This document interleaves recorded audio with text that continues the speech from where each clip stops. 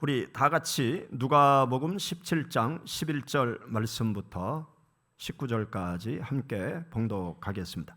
예수께서 예루살렘으로 가실 때 사마리아와 갈릴리 사이로 지나가시다가 한 마을에 들어가시니 납병 환자 10명이 예수를 만나 멀리 서서 소리를 높여 이르되 예수 선생님이여 우리를 불쌍히 여기소서 하거늘 보시고 이르시되 가서 제사장들에게 너희 몸을 보이라 하셨더니 그들이 가다가 깨끗함을 받은지라. 그 중에 한 사람이 자기가 나은 것을 보고 큰 소리로 돌아와 예수의 발 아래 엎드려 감사하니 그는 사마리아 사람이라. 예수께서 대답하여 이르시되 10사람이 다 깨끗함을 받지 아니하였느냐? 그 9은 어디 있느냐? 이 이방인 외에는 하나님께 영광을 돌리러 돌아온 자가 없느냐 하시고 그에게 이르시되 일어나 가라. 내 믿음이 너를 구원하였느니라. 아멘.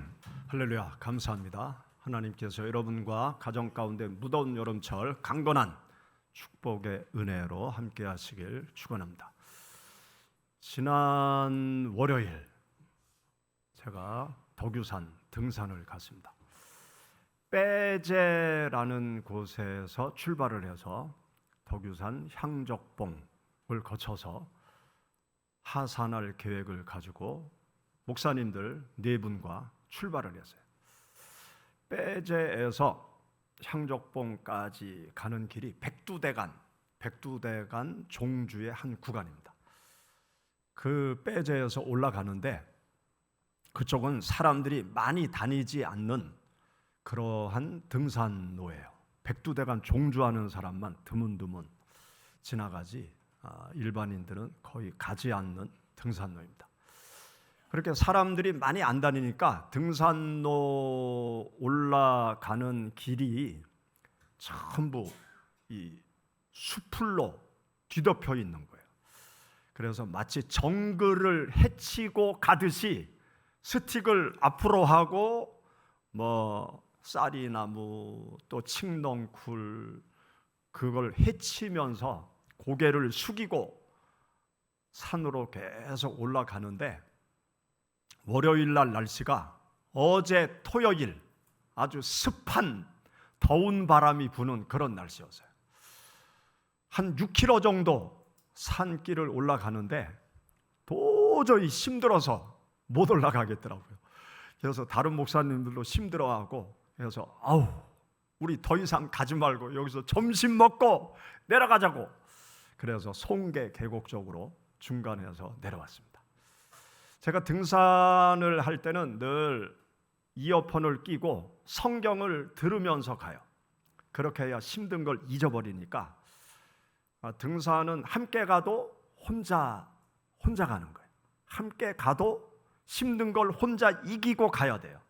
그래서 그것을 잘 견디기 위해서 제가 성경을 들으면서 계속 가요. 그런데 월요일 날 등산을 하면서 이번 주가 맥주 감사 주일이라 무슨 설교를 해야 될까 그런 생각을 하면서 제가 산을 올라갔습니다. 어제 제가 토요일 날 쇼츠 영상을 올렸죠. 산길 쇼츠 영상 보신 분? 안 보시네요. 예, 한 분. 저는 열심히 토요일마다 쇼츠 만들어서 올립니다. 그 쇼츠가 그냥 나오는 게 아니고 제가 산행을 하면서 생활하면서 순간 깨달아지는 것, 그것을 제가 쇼츠로 만들고 있어요. 그래서 산길을 어제 올라가다가 산길이 사라지는 그런 풍광을 보면서 산길이라는 주제로 제가 어제 쇼츠를 만들었습니다. 그리고 오늘 설교도 산행을 쭉 하면서 성경 말씀을 들으면서 산을 올라가는데 순간 성경 말씀 한 구절이 저의 뇌리에 팍 꽂혔어요. 9은 어디 있느냐? 예수님께서 말씀하신 우리가 함께 읽은 본문 말씀 9은 어디 갔느냐? 이 말씀이 가슴에 탁 와닿아서 멈춰서 9은 어디 갔느냐? 그 문구를 적어놨어요. 그렇게 영감이 오면 그 영감이 설교 씨앗이 됩니다. 그 영감을 가지고 기도하고 묵상해서 여러분들과 같이 오늘처럼 말씀을 나누면 첫째, 저에게 은혜가 되고 두 번째, 성도님들에게 은혜가 되더라고요. 제가 그렇게 산길을 가면서 영감 얻은 많은 말씀들을 제가 주일날 여러분들과 함께 계속 나누고 있습니다. 오늘 우리가 함께 읽은 성경 말씀을 보면 예수님께서 10명의 문둥병자를 고친 기적의 사건이 기록이 되어져 있어요. 예수님께서 갈릴리 지역에서 복음전도 사역을 하시고 예루살렘으로 올라가십니다. 예루살렘으로 올라가시다가 어느 동네로 들어가게 돼요. 어느 동네로 들어가는데 동네 길목에 10명의 문둥병자들이 있다가 예수님을 알아본 거예요. 고대 2000년 전 이스라엘 사람들은 문둥병에 걸리면 문둥병에 걸린 사람을 자기 동네에서 내쫓았어요. 왜냐하면 전염이 된다고 생각했기 때문에 동네 바깥으로 쫓아냈어요. 그러면 동네에서 쫓겨난 문둥병자들은 산에 토굴을 만들고 거기에서 살게 됩니다. 그러니까 비참하죠. 가족을 떠나서 짐승처럼 토굴에서 생활을 하니까 그게 인간의 삶입니까? 아주 비참한 삶을 살아가는 거예요. 그러면서 문둥병으로 인해서 온몸이 곪고 문드러지고 떨어져 나가고 결국 죽게 되는 것이 비참한 문둥병자의 말로였어요.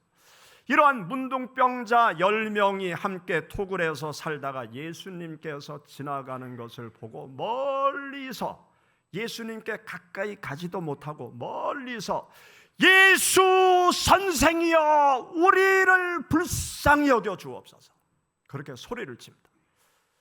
2000년 전 이스라엘 사회에서 문둥병자들은 사람 가까이에 올 수가 없었어요. 그리고 자기들 옆으로 사람들이 지나가면 그들은 반드시 입을 가리고 소리를 쳐야 됐어요. 입을 가리고 부정한 자다, 우리는 부정한 자다 그러면서 문둥병에 걸렸다는 사실을 알려야 돼요. 그리고 입을 가리고 소리를 치면서 비말이 튀지 않도록 그렇게 해야 됐어요. 그러니까 이 사람들이 멀리서 소리를 치는 거죠. 예수 선생이여 우리를 불쌍히 여겨 주옵소서. 예수님께서 그 소리를 들으셨죠.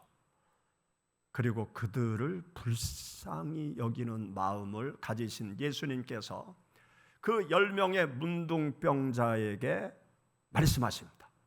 제사장에게 가서 너희들의 몸을 보여라, 그렇게 말씀하셨어요. 왜 그렇게 말씀하셨는가 하면 문둥병에 걸린 사람이 자기 병이 깨끗하게 치유를 받으면 반드시 제사장에게 가서 확인을 받아야 돼요.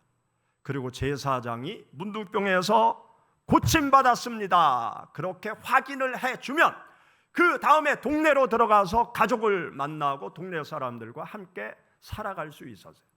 대제사장들이 그렇게 확인을 해주지 아니하면 이 사람들은 절대 공동체 안으로 다시 들어올 수가 없었던 것이죠. 그래서 예수님께서 그들을 향해서 제사장에게 가서 너희들의 몸을 보여라. 그러니까 이 10명의 문둥병자들이 우르르 제사장이 있는 곳으로 달려가는 것이죠. 제사장이 있는 곳으로 달려가다가 한 사람이 제사장에게 가라고 말씀하셨는데 그러면 내 몸이 지금 깨끗이 낫나 하면서 자기 몸을 살펴보니까 손에 고름이 흐르던 것이 멈췄어요. 팔등에 상처가 있었는데 상처가 싹 사라졌어요. 얼굴에도 상처가 많았는데 그게 싹 사라지고 어린 아이 같은 피부로 변화된 거예요. 그러니까 옆에 뛰어가는 다른 동료들에게 야! 몸을 한번 봐라! 네 몸 봐! 깨끗이 났어! 깨끗이 났어! 다들 그 광경을 자기 몸을 확인하고 와! 할렐루야 그러면서 그들은 계속 제사장에게로 달려갔겠죠.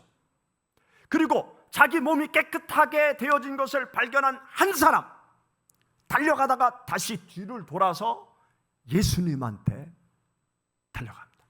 예수님에게 달려가서 무릎을 꿇고 예수님 감사합니다.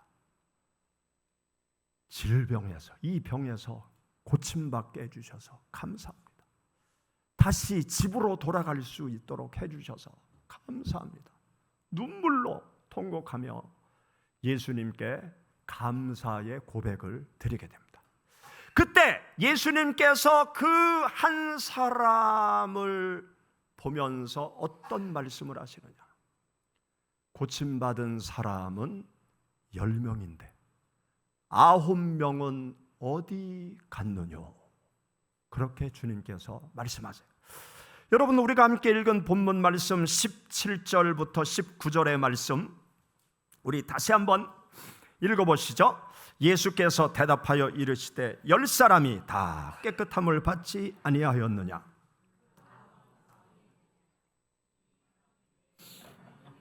영광을 돌리러 돌아온 자가 없느냐 하시고 그에게 이르시되 일어나 가라, 내 믿음이 너를 구원하였느니라 하시더라.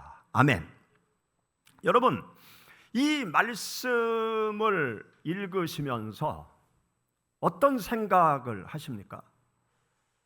이 말씀을 읽으시면서 무엇을 깨닫습니까? 이 말씀을 저는 순간 접하면서 하나님의 은혜를 기억하는 것이 복되다. 또 하나님께서 은혜 주실 때 그 은혜를 기억하고 하나님께 돌아와서 감사하는 것이 은혜 받은 자의 당연한 도리다. 그것을 저는 이 말씀을 접하면서 느끼고 깨닫게 되었습니다. 여러분, 이 말씀을 가만히 생각해 보세요. 아홉은 어디 갔느냐? 아홉은 어디 갔느냐?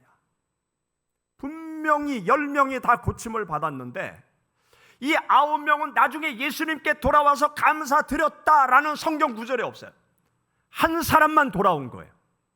그것도 이스라엘 사람들이 이방인 취급을 하던 사마리아 사람, 개 취급을 하는 사마리아 사람 한 사람만 예수님께 찾아와서 예수님의 은혜에 대해서 감사의 고백을 드리는 것이죠.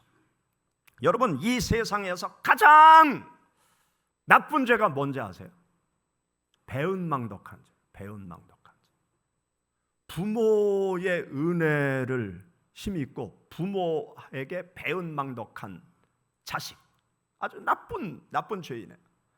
또 하나님의 은혜를 받고 하나님께 배은망덕하는 인생들, 이게 가장 나쁜 죄, 악한 죄예요.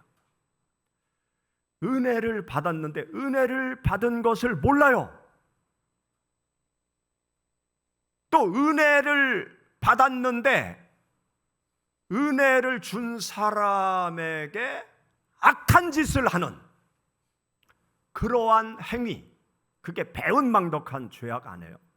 그 배은망덕한 죄가 정말 악한 죄입니다. 은혜를 모르는 거죠. 여러분, 퀴즈를 내겠습니다. 물고기와 쥐와 고양이가 있어요. 물고기, 쥐, 고양이 중에 누가 기억력이 가장 좋을까요? 누가 기억력이 가장 나쁠까요? 자, 물고기가 기억력이 가장 나쁘다. 고양이가 기억력이 가장 나쁘다. 쥐가 고양이 가장 기억력이 나쁘다. 예, 나머지 분은 다 알아요. 우리 충청도 분들 알지만 말 안 해요. 물고기의 기억력은 1분이래요. 1분. 우리 김대호 집사님 낚시의 대가신데 물고기를 딱 잡아가지고 다시 풀어줘요. 그러면 그놈이 다시 낚싯바늘을 물까요, 안 물까요? 1분이 지나면 까맣게 잊어버린대. 그래서 다시 낚싯바늘 있는 데 와서 덥석 물어가지고 또 잡힌대요. 1분. 쥐의 기억력은 3분이래요. 3분. 고양이를 발견하면 쥐가 쥐구멍으로 쏙 들어간대요. 그러면 고양이가 쥐를 어떻게 잡아요? 그런데 이 쥐가 고양이한테 잡힌대. 왜 그런가 하면 이 쥐구멍으로 쏙 들어간 쥐가 그 속에 들어가서 가만히 있다가 3분이 지나면 고양이가 쫓아온 걸 모른대요. 내가 왜 여기 들어왔는지 답답해 죽겠네. 그래서 3분 지나면 다시 바깥으로 나온대. 그런데 고양이는 쥐의 기억력을 알고 있어서 3분, 네가 3분만 있으면 또 나온다. 요놈, 내가 기다리지. 그러면서 3분 이상 가만히 기다리다가 쥐구멍에서 고양이가 이 쥐가 고개를 쏙 내미는 순간 딱 낚아채가지고 쥐를 잡아먹는데요. 여러분, 기억력이 나쁘면 실수를 반복해서 합니다. 기억을 해야 돼요. 역사의 불행들을 기억해야 돼요. 역사의 불행을 기억하지 아니하면 또 다시 불행한 일을 당할 수밖에 없어요. 우리 한국 젊은이들, 우리 민족의 불행을 기억해야 돼요. 6.25 동란, 일본의 36년 식민지, 이걸 잊어버리면 또다시 강대국의 식민지 통치를 받고 북한에 잡혀 먹을 수 있어요. 이 기억을 안 하면, 기억을 못하면, 과거의 사실을 기억하지 못하면 그 사람은 불행한 일을 반복적으로 당할 수밖에 없습니다. 우리가 인생을 살아가면서 또 하나님을 믿는 자들이 꼭 기억해야 돼요. 그런데 우리가 무엇을 기억해야 되느냐? 하나님의 은혜. 하나님께서 나에게 베풀어 주신 하나님의 은혜를 기억해야 돼요. 하나님의 은혜를 기억할 뿐만이 아니라 또 하나님께 돌아와서 하나님 앞에 감사로 영광 돌리는 삶의 길을, 신앙의 길을 우리 모두가 걸어가야 됩니다. 2003년에 영등포역에서 영무원이 다리가 절단되는 사고가 있었어요. 2003년 7월 25일 9시 9분 영등포역에서 비둘기 열차가 출발을 합니다. 비둘기 열차가 플랫폼을 빠져나간 후에 그 다음에 오는 열차를 타려고 플랫폼에 많은 사람들이 쭉 서 있는 거예요. 그런데 무궁화 열차가 떠난 후에 어떤 꼬마 아이 둘이 뛰어놀기 시작하는 거예요. 뛰어놀기 시작하면서 플랫폼에 가면 노란 선이 있죠. 노란 선 안으로 들어가면 안 돼요. 안전선에 그 바깥에 있어야 돼요. 그 노란 선, 안전선 밖에서 막 놀다가 노란 선을 밟고 놀기 시작해요. 노란 선을 밟고 놀기 시작하다가 그 노란 선을 넘어섰어요. 그러면 바로 이제 철길로 뚝 떨어지게 되죠. 노란 선을 넘어서서 두 아이가 그 철길 쪽으로 위태위태 둘이 놀면서 위태위태하게 놀고 있어요. 그런데 저쪽 뒤에서 새마을호 열차가 진입을 시작합니다. 그 광경을 플랫폼에 있었던 영무원이 발견을 했어요. 그리고 저 상태로 있으면 애들이 다치겠다 싶어서 얼른 뛰어가서 그 아이들을 안전선 안으로 탁 밀어 넣었어요. 그러면서 열차가 진입해 들어오고 이 영무원이 철길로 뚝 떨어졌습니다. 그래서 다리 두 개, 하체 다리 두 개가 딱 절단이 되었어요. 병원에 급히 이송해서 다리 한쪽은 수술을 해서 접합을 잘했는데 한쪽은 치료가 안 돼서 의족을 달고 퇴원을 했어요. 이 사고가 일어난 직후 그 어머니는 이 아이들을 데리고 유유히 역을 빠져나갔습니다. 그리고 그 이후 방송에서 계속 나오죠. 그리고 그 아이의 부모와 아이들은 영원히 그 영무원을 찾아오지 않았어요. 그러한 사태를 보면 정말 안타깝죠. 그 영무원이 정말 안타깝습니다. 그리고 그 아이를 데리고 떠난 부모, 그 부모를 생각하면 야, 저러면 안 되는데 찾아와서 죄송하다고 그러면 그 영무원이 뭐라고 하겠습니까? 괜찮다고. 아이들이 안전하니까 괜찮다고. 나는 할 일을 했을 뿐이라고. 뭐 책임을 묻겠어요? 그런데 와서 미안하다는 얘기도 안 하고 나중에 찾아와서 감사하다는 얘기도 안 하고 그런 것을 보면 참 인간이 저렇게 살아가면 안 되는데, 부모가 저렇게 살아가면 안 되는데, 자식들 앞에서 저렇게 행동하면 안 되는데 우리가 그러한 생각을 하잖아요. 여러분, 우리가 은혜를 기억하는 것 마땅한 인간의 도리입니다.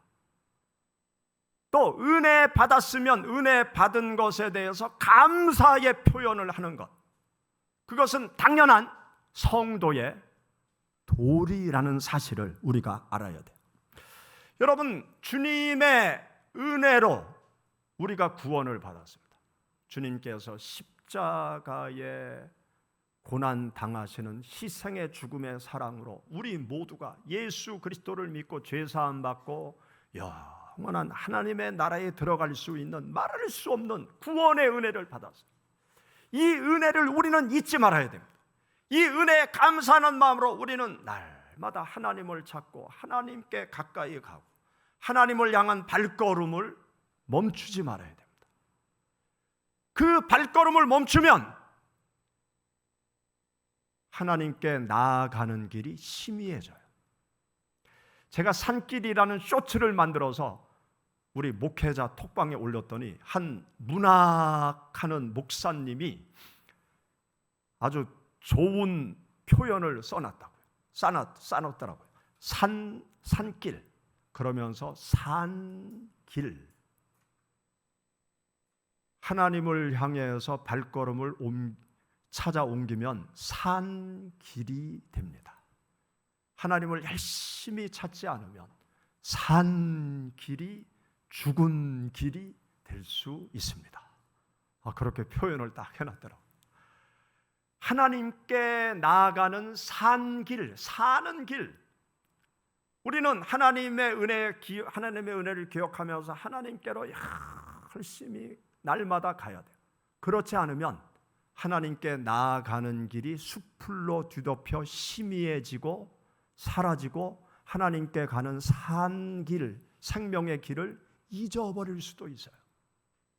하나님의 은혜를 또렷이 기억하고 하나님께 날마다 나아가면서 우리는 감사하는 신앙의 삶을 살아가야 되는 것입니다. 17세기 프랑스의 철학자 파스칼은 이런 말을 했어요. 하나님 없이 사는 사람이 불행한 사람이다.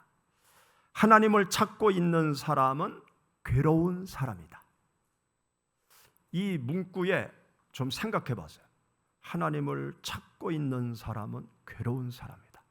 괴로울 때 많이 찾죠. 괴로울 때. 그리고 하나님을 만난 사람은 행복한 사람이다. 하나님 앞에 감사하며 사는 사람이 최고의 축복을 받은 사람이다. 감사하면서 사는 사람이 최고의 축복을 받은 사람이죠. 나에게 주어진 것에 대해서 자족하고 하나님께 감사하면서 하루하루 살아가면 더 이상 뭐가 필요합니까? 돈이 많아도 배고프고 불만족스럽고 불평하면 그 사람은 거지예요.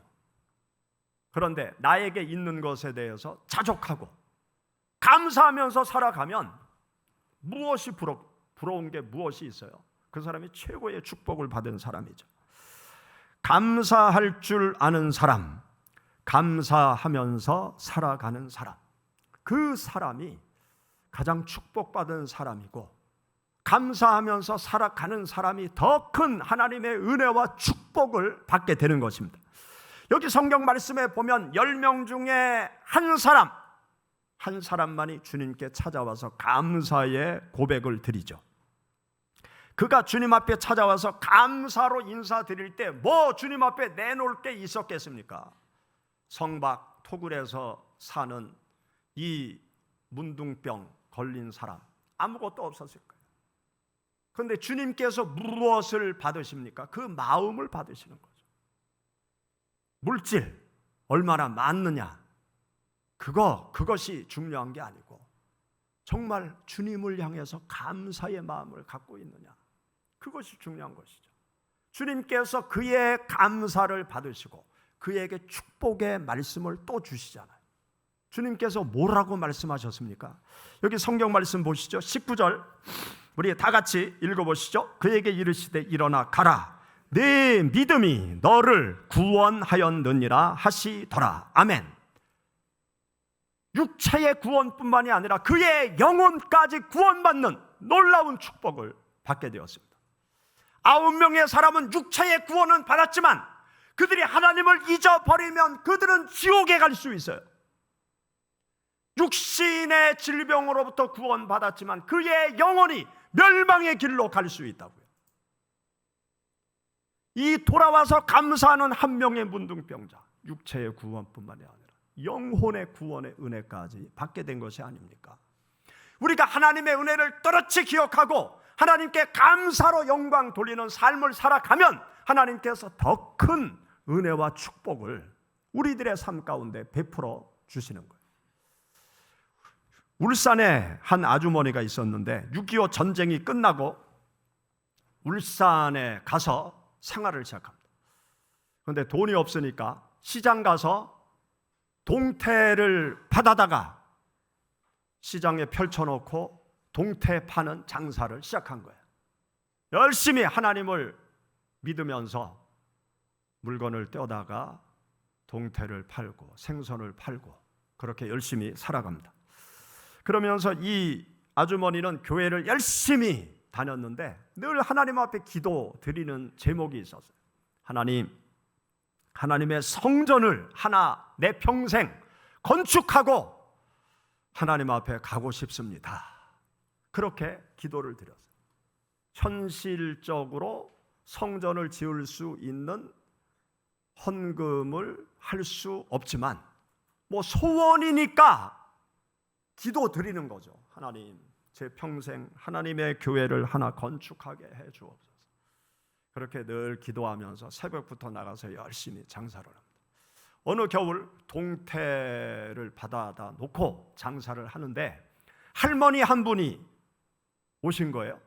할머니 한 분이 오시더니 복주머니 같은 주머니를 하나 가지고 오면서 제가 요거를 드릴 테니까 동태 그 한 상자를 좀 달라고 그러더래요. 그래서 순간 그 복주머니 같은 주머니를 풀어서 동전을 세어볼까 하다가 오죽했을까 그런 마음이 들어서 그래 그냥 좋은 일 하자 그렇게 생각하고 복주머니 동전 그것을 받고 동태 한 상자를 톡 들었어요. 그랬더니 그 할머니는 고맙다고 그러면서 돌아갔어요. 그리고 그 동전이 가득 담긴 복주머니를 저녁 때 집에 와서 풀러본 거죠. 풀러봤더니 전부 동전인데 외국 동전도 많은 거예요. 그래가지고 동전을 이렇게 정리를 하다가 봤더니 이상한 뭉치 하나가 그 안에 있더래요. 그래서 이게 뭐지? 도대체 모르겠네. 그래서 주일날 그 뭉치를 들고 교회에 가져와서 목사님 여차저차해서 이거 받았는데 이게 뭐예요? 물어봤더니 모르겠는데 나도 저기 내가 내일 월요일 날 서울에 가니까요, 제가 인사동에 가서 한번 물어볼게요. 그러고 목사님이 그걸 챙겨서 서울 올라갈 때 인사동에 가지고 간 거예요. 인사동 골동품 가게 한 가게 들어가서 이렇게 내놓으면서 이게 뭔지 아시냐고. 그랬더니 그 골동품 주인이 이렇게 보더니 이거 그 6.25 전쟁 때 미군들이 가지고 온 건데요. 그러면서 뭐라고 그러는가 하면 그때 돈으로 600만 원을 준다고 그러는 거예요. 그래가지고 그 600만 원을 받아가지고 그 집사님한테 드렸어요. 그러니까 이 집사님, 아이고 하나님 감사합니다. 그러면서 300만 원 하나님 앞에 감사헌금을 드렸어요. 그리고 300만 원 들고 하나님 이거 가지고 뭐를 할까요? 그렇게 기도를 하는데 하나님이 자갈밭을 보여주더래요. 그래서 하나님이 자갈밭을 사라고 하시는구나. 다른 사람은 다 미쳤다고 그러는데 자갈밭을 샀대요. 그런데 얼마 있다가 현대 자동차 공장이 울산으로 들어오는 거예요. 그러면서 그 집사님이 자갈밭 산 그곳이 다 보상이 된 거예요. 그래서 30억 보상을 받았어요. 30억 보상을 받아가지고 3억 원, 내 평생 소원 하나님의 성전을 짓는 것인데 할렐루야 하나님 감사합니다. 3억 원 하나님 앞에 성전 건축 헌금을 드렸어요. 그리고 27억 기도한 거죠. 하나님 이거 가지고 뭐 할까요? 그랬더니 또 하나님이 땅을 보여주시더래. 그래가지고 27억을 가지고 땅을 산 거예요. 나중에 그곳에 아파트 대단지가 들어선 거예요. 그 보상이 수천억이 됐다는 거예요. 여러분, 소설 같은 기적이 늘 계속된다는 사실을 믿으시기 바랍니다. 하나님의 은혜를 기억하고 하나님께 감사드리고 하나님의 말씀에 순종하고 하나님께서 기뻐하는 길로 나아가고자 하는 사람들에게 영적인 축복뿐만이 아니라 삶 가운데도 하나님의 놀라운 은혜와 축복을 베풀어 주십니다. 우리는 인생을 살아가면서 잊지 말아야 될 것이 감사예요. 세 분에게 우리는 늘 감사해요. 부모에게 감사, 또 스승에게 감사하고 하나님께 감사하면서 우리가 평생 인생의 길, 신앙의 길을 걸어가야 됩니다. 하나님께서 여러분들에게 베풀어 주시는 은혜, 그것을 또렷이 늘 기억하세요. 그리고 감사의 마음을 모아서 하나님께 영광 돌림으로 인하여 하나님께서 베푸시는 큰 축복의 세계로 나아가시기를 주의 이름으로 축원합니다. 같이 기도하시겠습니다.